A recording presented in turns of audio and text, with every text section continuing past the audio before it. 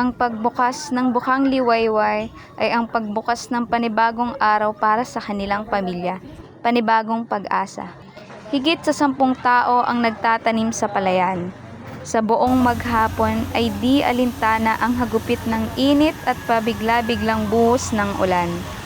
Mga magsasaka sa munting bayan, sa bawat butil ng ating kinakain ay katumbas ng pawis at pagod na inaabot bago ito anihin.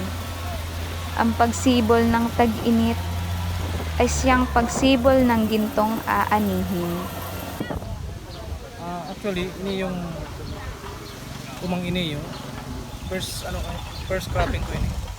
Pero since high school, inuumami na ni kang panahon. Kaya ba si ama ko, si tugang kong ngunyan, maestra naman. Ngunyan, ini yung umang kayang ini yung. Pero may history ni na napakalda ako no. Pero may sintang katibayan na talagang napakanin din sa lulong ko. Ngunyan, pinursigi ko hanggang sa nabawi ko sa position ninda. Ngunyan, ini ang pinaka primero kong pag-uma. Salamat man nga sa mala, Diyos tayo nga medyo sila to swerte. Pero ang hectares po, tarang land po. Kung susumon ini, ang nasa titulo, 2.3 hectares. Kaso lang, ini yung buong area ini, yung inaabot nining more or less 3 hectares. Ano po ang farming technique? Siguro, sa experience, tapos, sa YouTube. Nakulang tabang ang YouTube.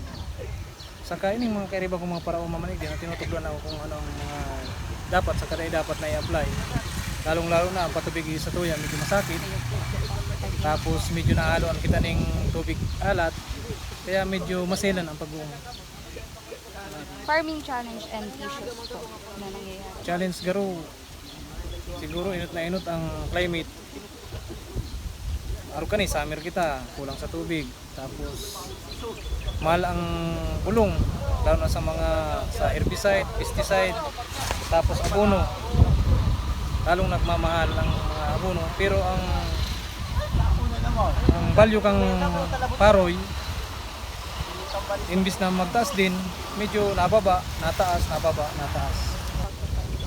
Ang problema mo lang kang parauma, sa kada pag-uma, puhol, duot, saka yun na yan, mga peste na mga gamgam, dapat talagang babantayan mo man. Paano mo po siya tigbebenta po? After po pag-harvest po? Sa'yo mo na po tigdadara? After harvesting, may kumprada kitang tigdadarahan yan sa limanan kay Mrs. Lord na Durimos. Yan ang kumpradang kinupanan ko pag medyo kipit sa budget. Duman ako nakuha ng mga puno, ng spray, tapos sa cash. Ano pong future plans mo po para po sa farming po? Siguro, hindi ko pa yan masisimpag sa ngunyan, pero ang ko, like po, use po ng machinery, madagdagan pa po. Para sa kuya, siguro magkauga kami ng additional na traktora, so dakula, para maski sa mga parting mga kababan, makultivate. Kasi pag tag-uran, medyo nasasakitan ng mga saradit na makinarya pag abot na sa mga kababan na partikan sa uma.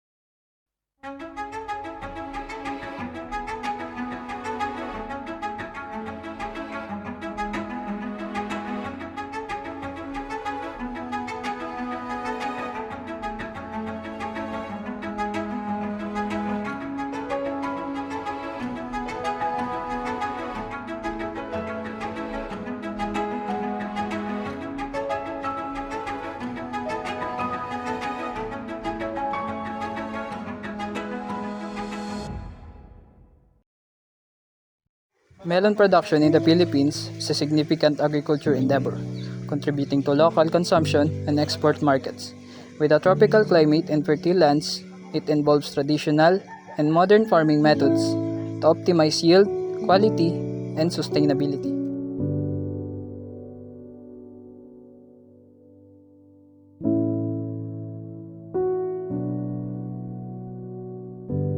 Hindi po, ang pagtanim dito sa Muya, summer lang.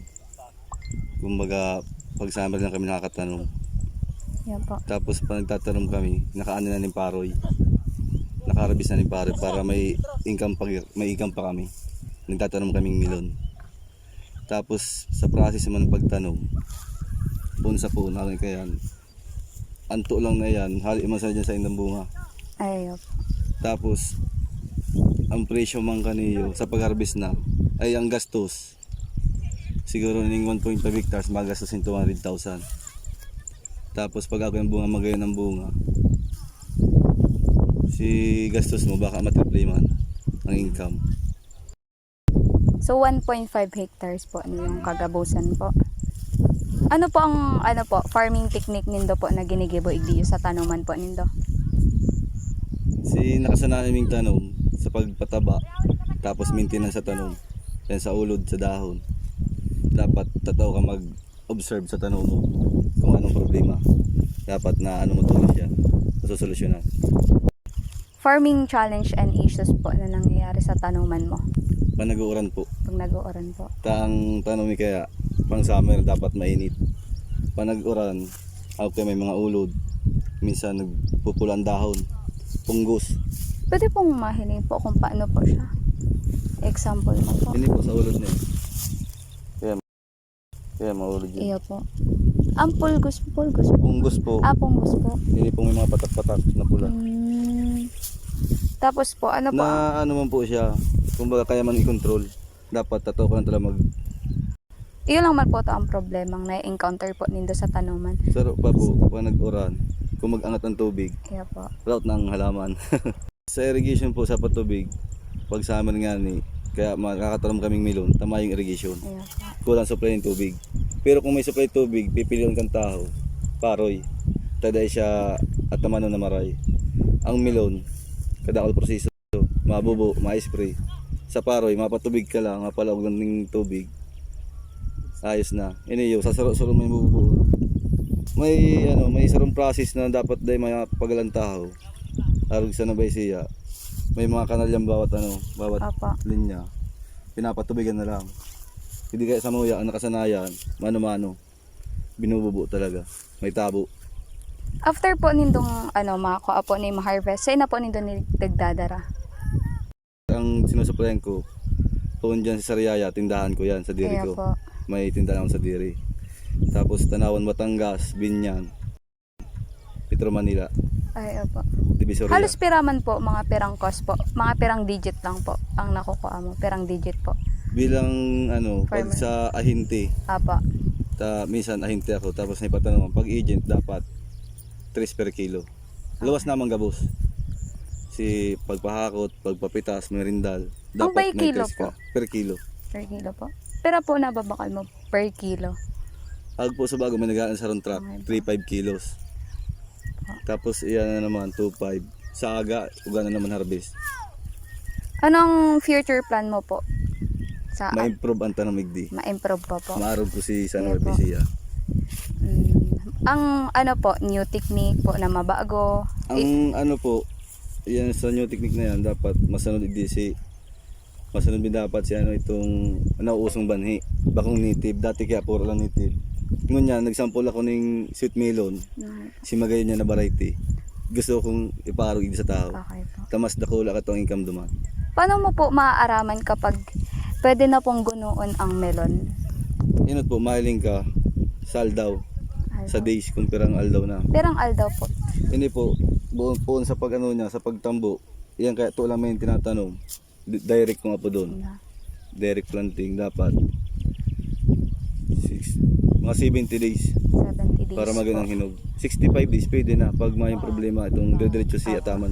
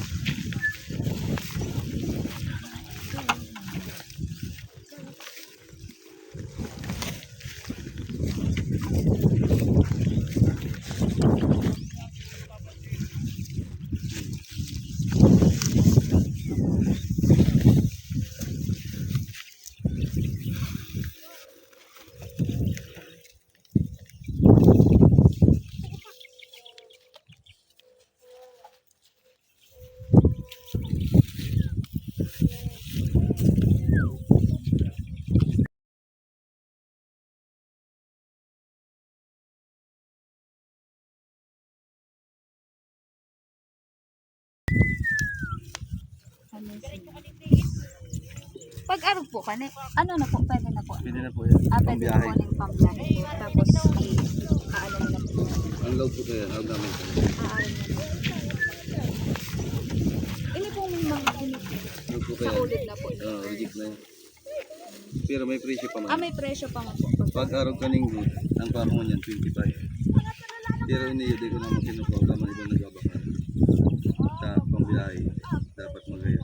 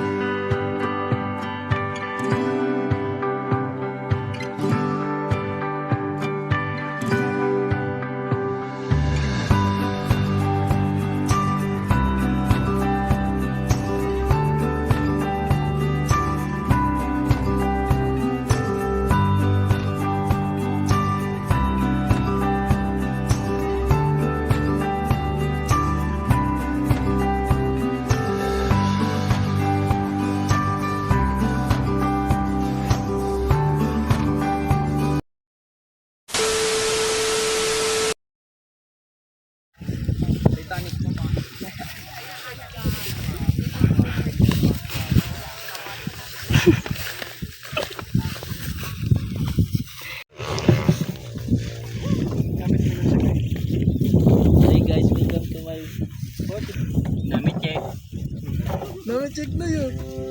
Taste. Pero kaya.